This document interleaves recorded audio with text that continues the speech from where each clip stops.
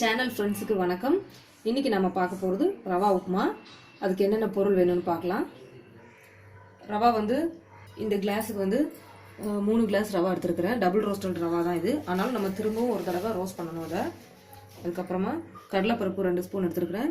கொஞ்சமாக கருவேப்பிலை, ஒரு சின்ன பீஸ் இஞ்சி, அப்புறம் ஒரு 4 பச்சை மிளகா காரத்துக்கு ஏற்ற மாதிரி, அப்புறமா 2 பெரிய வெங்காயம் கட் பண்ணி வச்சுருக்கிறேன், கடுகு, தாளிக்கிறதுக்கு எண்ணெய், உப்பு தேவையான அளவு.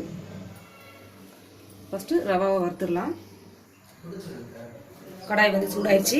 இப்போ ரவா போட்டுடலாம்.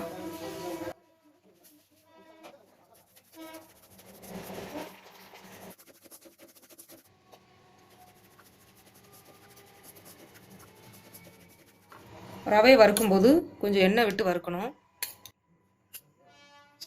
3 ஸ்பூன் எண்ணெய் ஊற்றிருக்கிறேன். இப்போ இதை நல்லா வறுத்துக்கலாம். கருகாத அளவுக்கு ரவையை நான் வறுக்கணும்.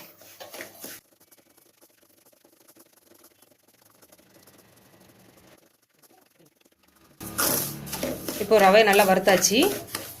இப்போ அந்த ரவை எடுத்து ஒரு பிளேட்டில் கொட்டிடலாம். இப்போ திரும்பவும் கடாய் வச்சுருக்கிறேன். திரும்பவும் ஒரு 3 ஸ்பூன் ஆயில் ஊற்றிருக்கிறேன். ஆயில் சூடாயிருச்சு. இப்போ கடுகு போட்டுடலாம். அடுத்து கடலைப்பருப்பு போடுறேன்.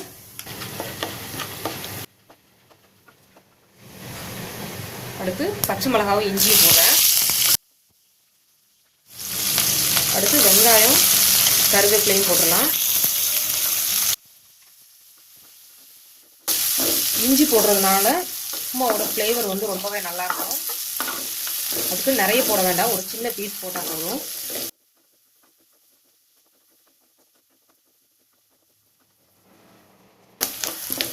வெங்காயம் பச்சை மிளகாய் எல்லாம் கொஞ்சம் நல்லா ரோஸ்ட் ஆயிடுச்சு. இப்போ தண்ணி ஊற்றிடலாம். அதாவது எந்த கப்புக்கு வந்து ரவை எடுத்தோமோ 1 டம்ளர் ரவைனா அதுக்கு 2 டம்ளர் தண்ணி ஊற்றணும். இப்போ நான் வந்து இதுக்கு 3 டம்ளர் ரவை எடுத்துருக்கிறேன். நான் இப்போ 6 டம்ளர் தண்ணி ஊற்றணும். நான் ஊற்றுறேன்.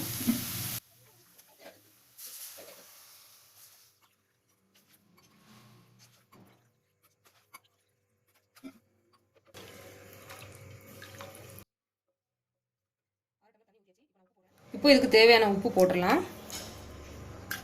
ஒரு ஸ்பூன் போட்டிருக்கிறேன். இப்போ ஒரு மூடி போட்டு மூடி வச்சிடலாம். ஒரு 5 நிமிஷத்துலேயே தண்ணி கொதிச்சிரும். அதுக்கப்புறமா ரவையை போட்டுடலாம். தண்ணி வந்து நல்லா கொதிச்சிருச்சு. இப்போ மூடி எடுத்துடலாம். பாருங்கள், இந்த கேப் வழியாக நல்ல ஆவியெல்லாம் வெளியில் வருது. இப்போ எடுத்துடலாம் மூடியை. இப்போ ரவையை போட்டுடலாம்.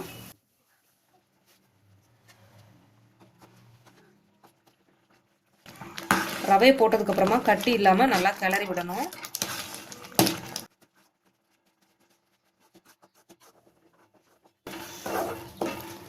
நீங்கள் ரவையை போட்டுட்டு கிண்டும் போது கொஞ்சம் சிம்மில் வச்சுட்டு கூட கிண்டலாம். அந்த மாதிரி பண்ணோன்னா கட்டி விழாது.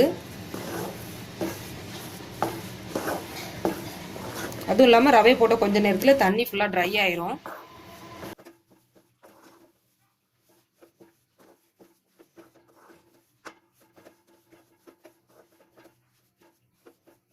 கொஞ்சம் சிம்மில் வச்சுட்டு பண்ணிங்கன்னா ரவை வந்து நல்லா பொறுமையாக வெந்து வரும். உப்புமாவும் நல்லாயிருக்கும்.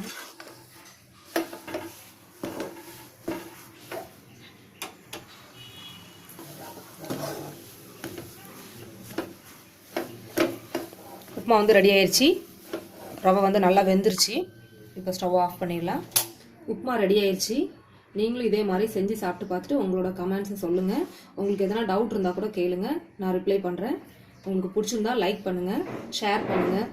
இன்னும் நிறைய வீடியோ பார்க்கணுன்னா சப்ஸ்கிரைப் பண்ணுங்கள். தேங்க்யூ.